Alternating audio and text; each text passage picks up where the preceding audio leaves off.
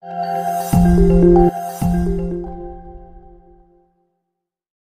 kalau kita mau mengkaji tentang bahwa kita ini penganut mazhab Syafi'i, kita perlu tahu siapa sebetul Imam Syafi'i. Kok kita ikut?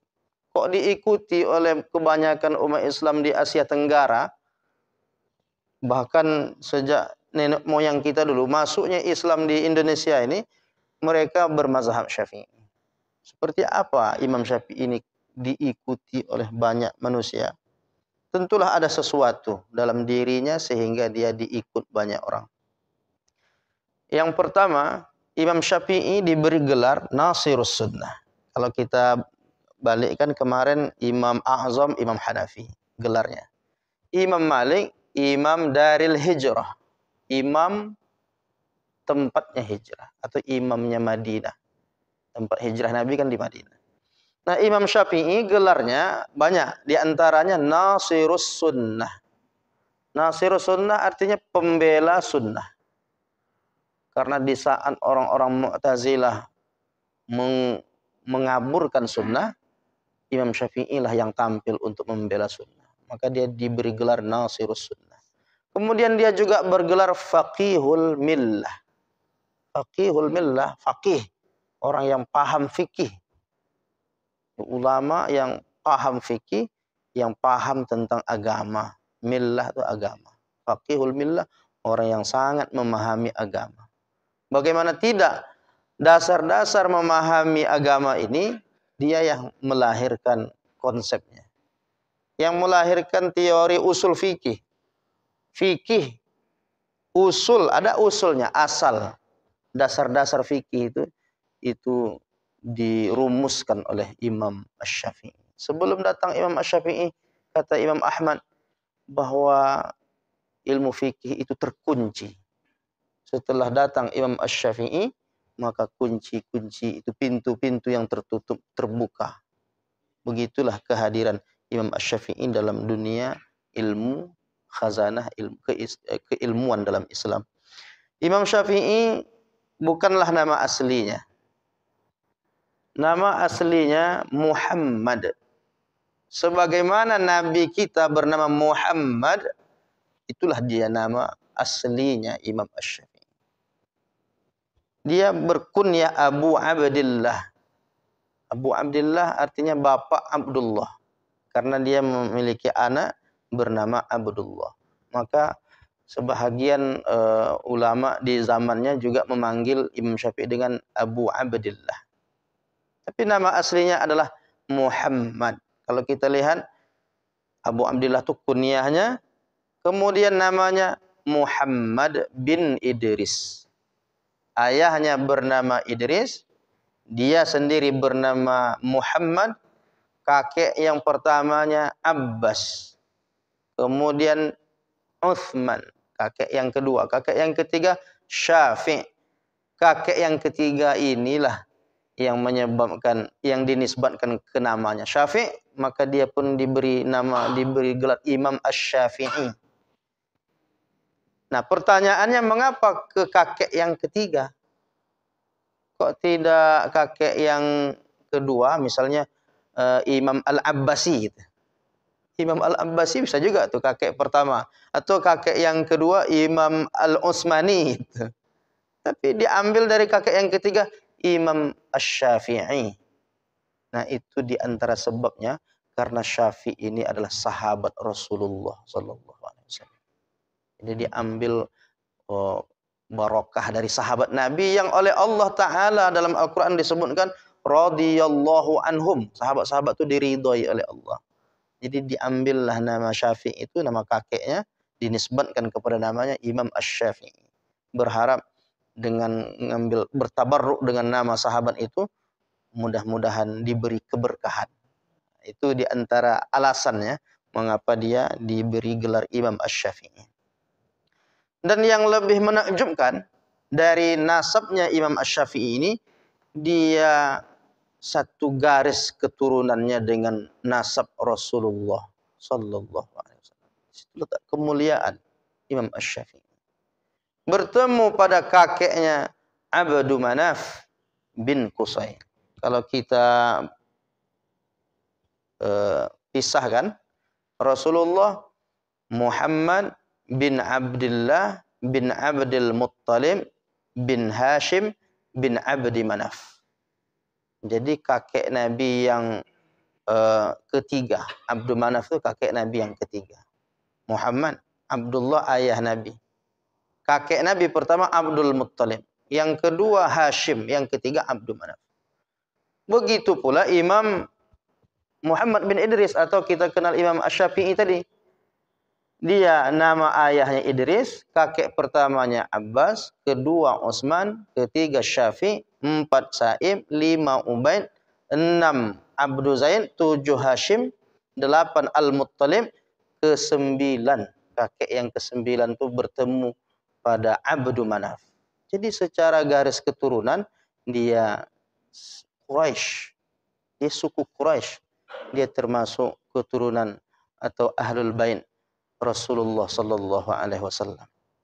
Maka ada dua kemuliaan disebutkan para ulama tentang kemuliaan nasab Imam Asy-Syafi'i rahimahullahu taala. Yang pertama, dia bersuku Quraisy. Suku Quraisy ini suku terhormat.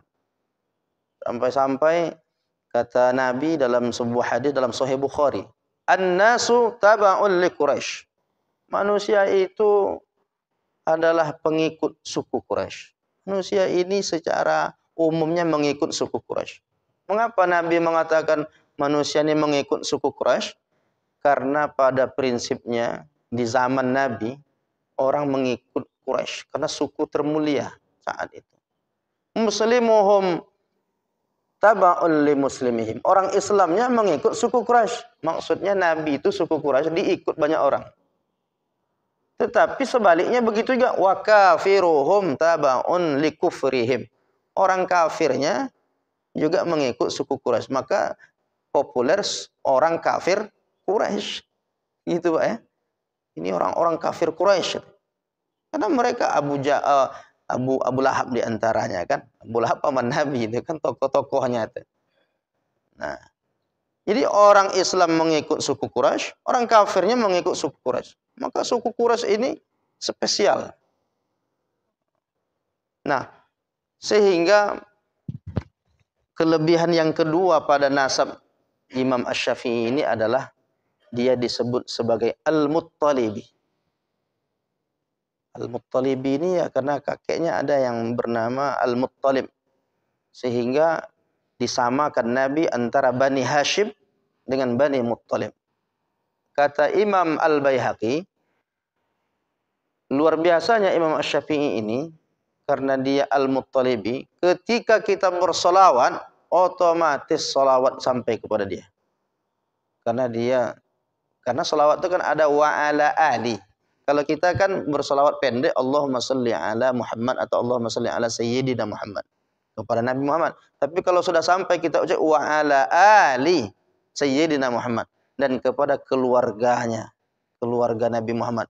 Maka Imam Syafi'i termasuk bahagian dari keluarga Nabi Muhammad. Setiap umat Islam dimanapun sekarang berselawat menggunakan kata wa ala ali, maka otomatis sampai juga kepada Imam Asy-Syafi'i.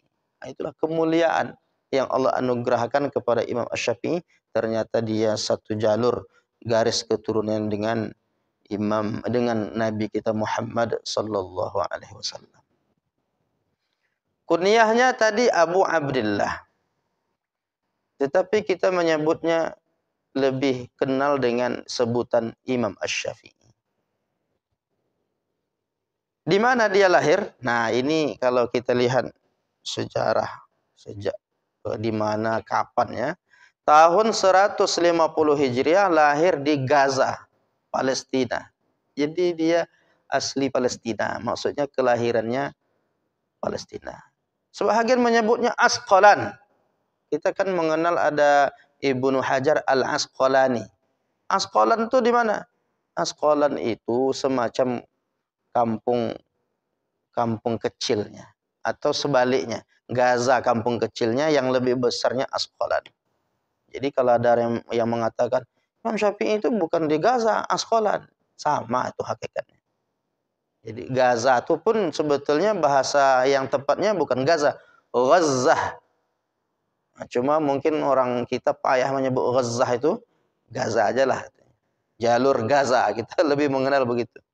Gaza, lahir di Gaza, Palestina. Perkampungan yang hari ini masih dibombardir oleh orang-orang Yahudi Zionis, Israel laknatullah alaihim.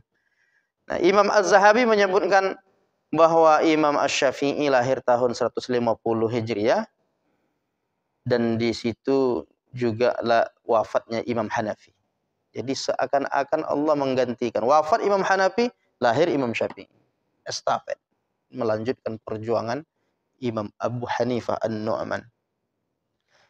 Kemudian kalau kita lihat wafatnya tahun 204. Jadi antara 150 dengan 204 itu berarti berapa umur Imam Syafi'i?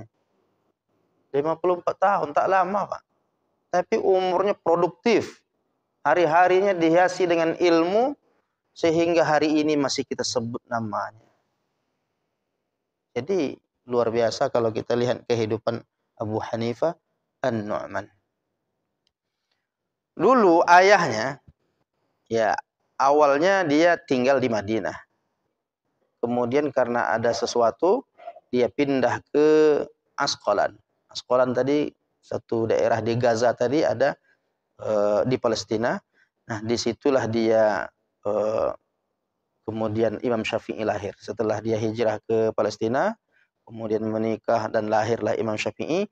2 tahun setelah itu wafatlah ayahandanya. Jadi Imam Syafi'i ini menjadi anak yatim. Dan ini seharusnya motivasi kepada anak-anak yatim kita.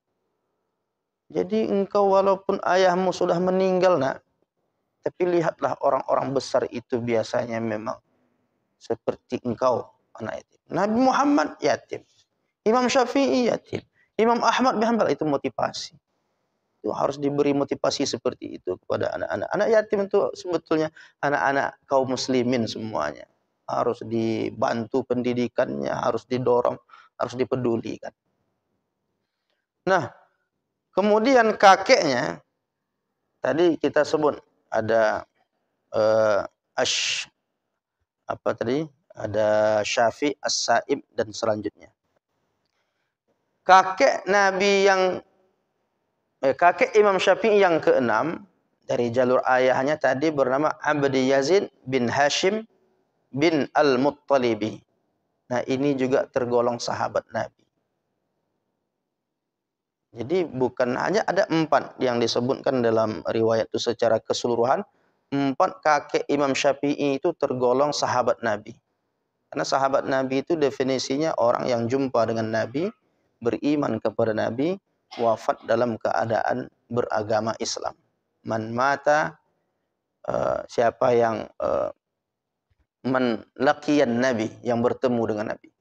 Wa amana bihi, beriman kepada Nabi. Wa mata alal Islam. Mereka ini berjumpa dengan Rasulullah sallallahu alaihi wasallam. Nah, karena Syafi'i ini sahabat Nabi, maka dinisbatkanlah nama Syafi'i itu ke namanya Imam Asy-Syafi'i. Ibunya Fatimah Al-Azdiyah binti Ubaidillah bin Hasan bin Husain bin Ali bin Abi Thalib. Sebahagian menyebut riwayat ini lemah, tapi sebahagian lagi mengatakan bahwa ternyata ibunya juga keturunan dari Ali bin Abi Thalib. Nah, ini satu riwayat dalam kitab Manaqib Asy-Syafi'i. Dan yang paling menakjubkan dari kehidupan dan pendidikan Imam Asy-Syafi'i itu karena perjuangan ibundanya. Jadi kita lihat sebetulnya memang banyak ya, kebanyakan orang-orang sukses besar itu karena doa ibundanya. Doa ibu. Perjuangan dan doa ibundanya Imam Syafi'i. Apalagi memang dah dalam keadaan yatim. Siapa lagi yang mempedulikannya? Ibundanya. Bagaimana perjuangan ibunda Imam Asy-Syafi'i mendidik Imam Asy-Syafi'i sejak umur 2 tahun dibawanya ke Kutab. Kutab itu pendidikan Al-Quran.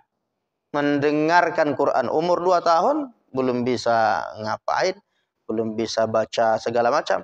Tapi dia dibawa ke sana untuk mendengar aja. Dengar bacaan Quran. Itu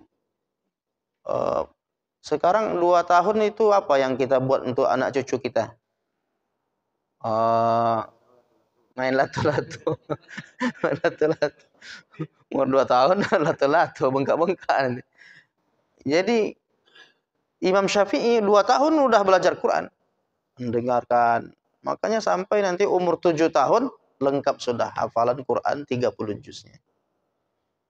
Jadi Imam Syafi'i luar biasa, di umur 7 tahun sudah hafal Quran. Bahkan yang menarik itu bukan hanya sekedar hafal. Kita kalau udah hafal tuh bangga kita memang.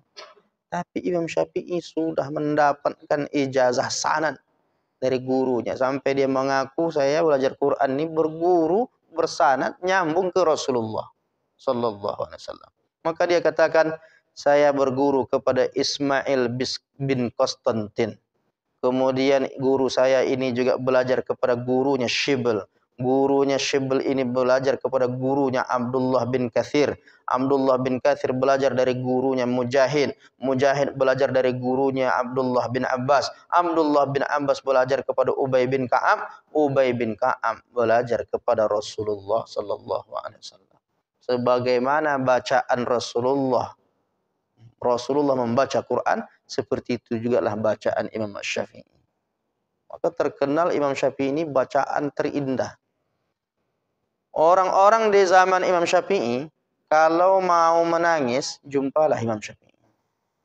Kok bisa menangis? Bacaannya yang luar biasa. Itu ada riwayat. Masih panjang ini.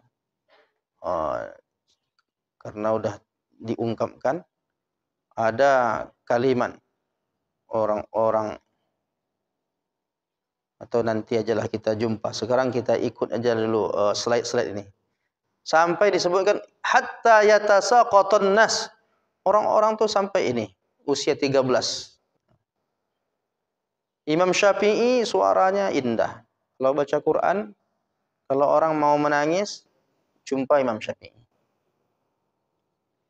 Qala Ibnu Nasr, kunna idza aradna an nabkiya, kata Imam Ibnu Nasr, kami dulu kalau mau menangis apa yang kami lakukan? Qala ba'duna li ba'din. Lalu sebahagian kami mengucapkan sesuatu kepada sebahagian yang lain. Apa kata kami? Qumu ila hadzal fata al-Muttalibi.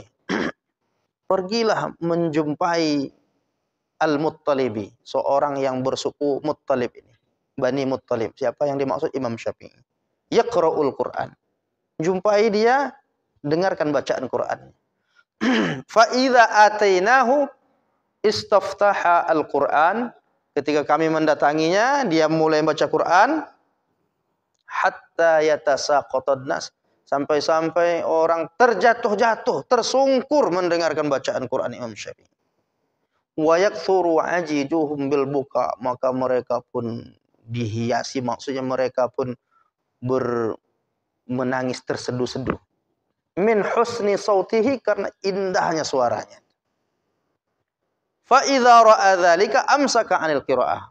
Setelah orang pada terseduh-seduh, terisak-isak, ramai orang terisak-isak menangis di belakangnya, dia kadang-kadang selesai salat duha di masjid itu dia baca Quran. Dia tak tahu orang di belakang sedang ingin mendengarkan bacaan Qur'annya. Dia baca Quran. Orang mendengar sampai terjatuh, tersungkur-sungkur di belakang. Ketika dia melihat ke belakang, orang pada menangis, amsaka anaka, berhenti dia baca Quran. Gara-gara saya orang menangis.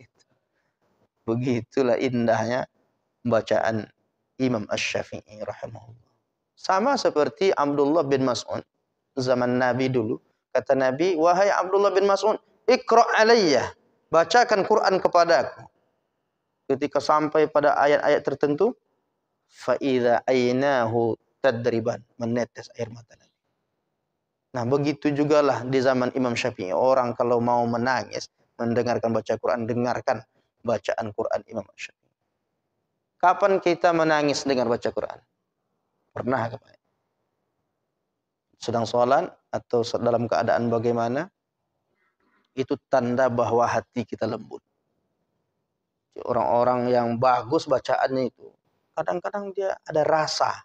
Apalagi dia paham dengan, kalau Imam Syafi'i jelas, paham dia bahasa Al-Quran itu. Karena dia sempat belajar di perkampungan Bani Huzail itu berapa tahun untuk memahami bahasa Al-Quran. Karena dia ada rasa, ada dzauq. Ketika dia baca sampai ayat-ayat tertentu, umpamanya ayat-ayat tentang neraka, itu rasa takutnya itu luar biasa. Khawatir, takut betul masuk neraka itu, sampai dia khawatir itu ditunjukkan, bahkan menyebabkan nada bacaannya itu membuat hati kita pun menjadi khawatir, takut akan azab Allah Ta'ala. Sama imam-imam besar di Masjid Nabawi, di masjid-masjid di Timur Tengah sana luar biasa.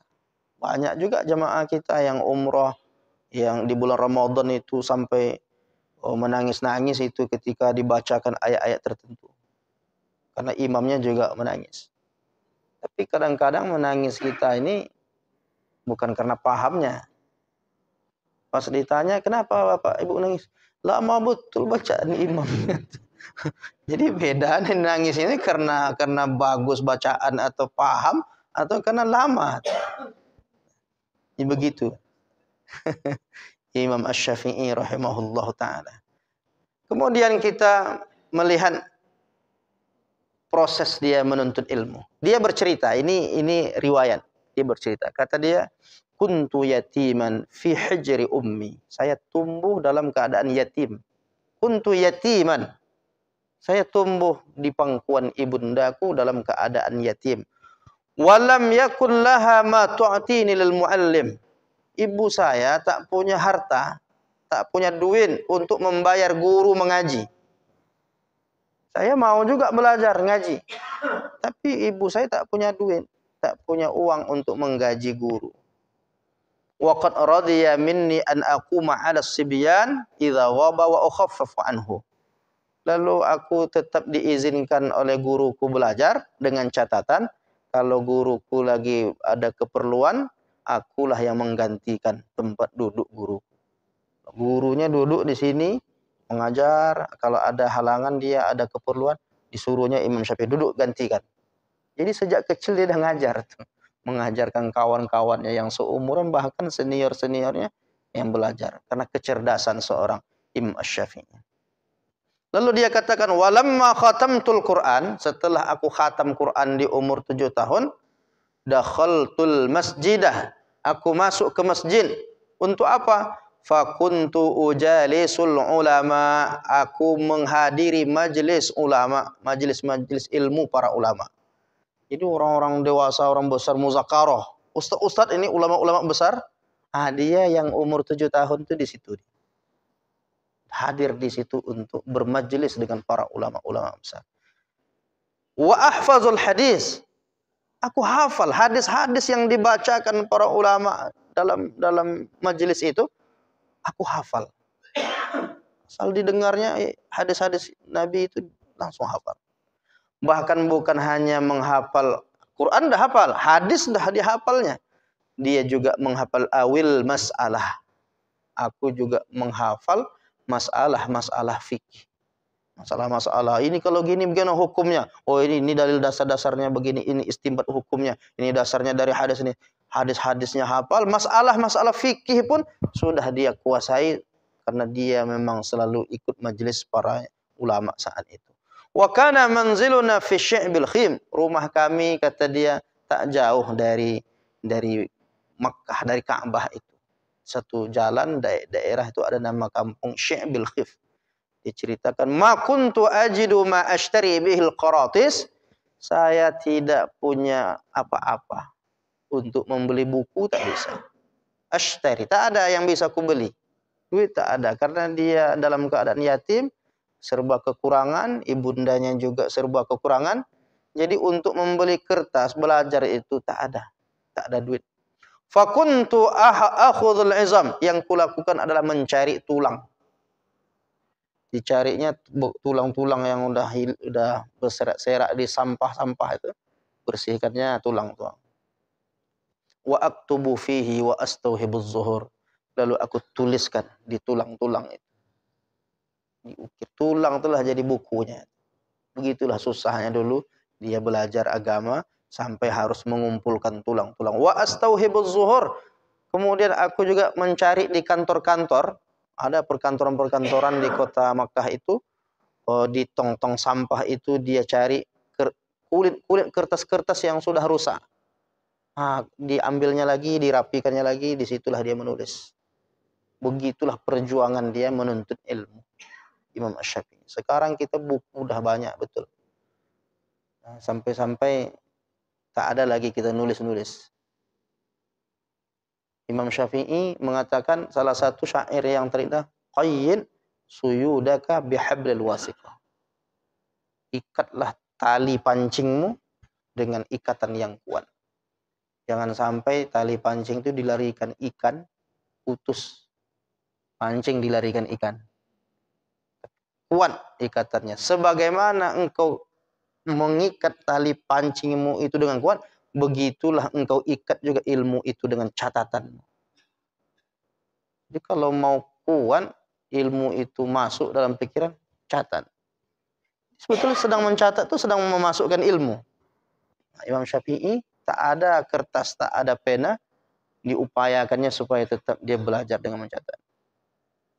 Kalau jemaah kenapa tak ada yang mencatat? Udah ada rekamannya, Pak Ustaz. Nanti bisa diulang-ulang. Nah, kemudian wa aktubu fi zahriha, lalu aku tulis di kulit-kulit kertas yang sudah rusak itu. Sampai akhirnya Imam Syafi'i ditegur oleh pamannya. Karena pamannya ada di Makkah. Mengapa Imam Syafi'i di umur 2 tahun tuh dibawa oleh ibundanya ke Makkah? Karena di Makkah itu ada pamannya.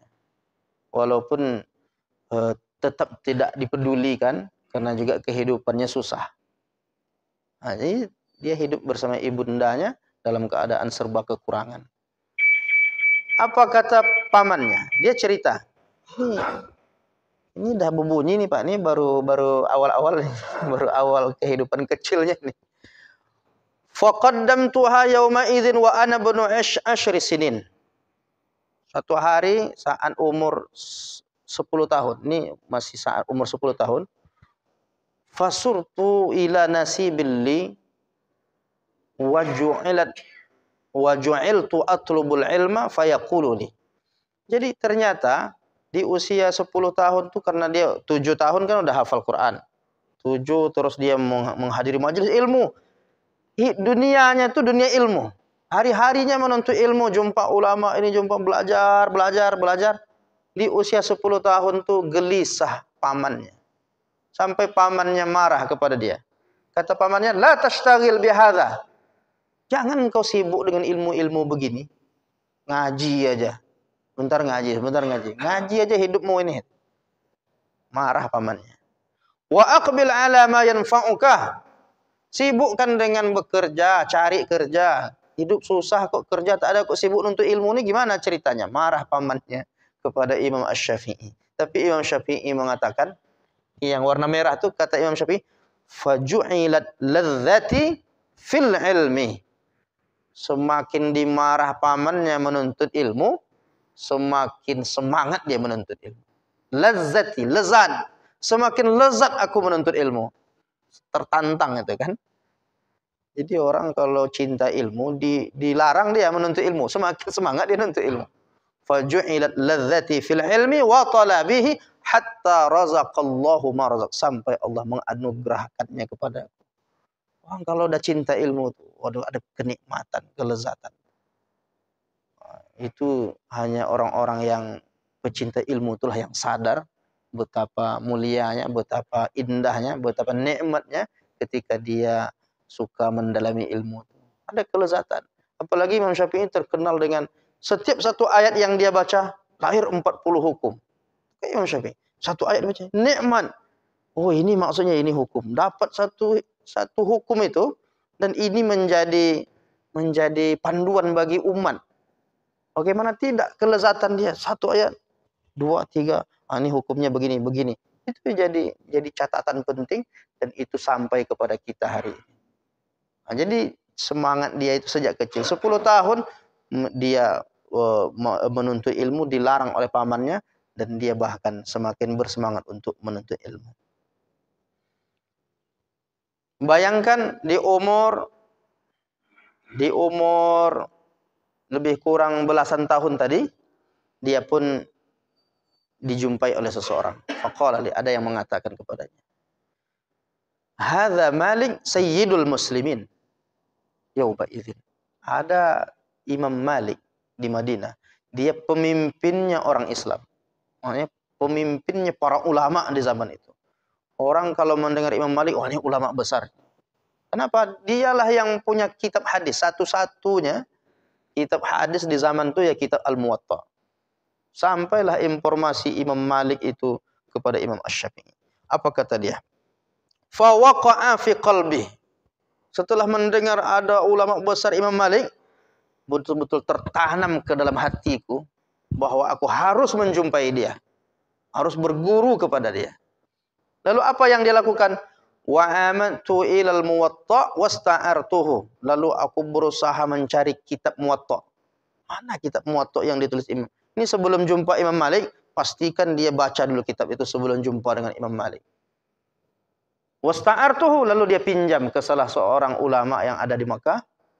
Wa hafiztuhu fi tis'i layal, dan aku hafal kitab yang 10.000 hadis itu dalam waktu 9 hari.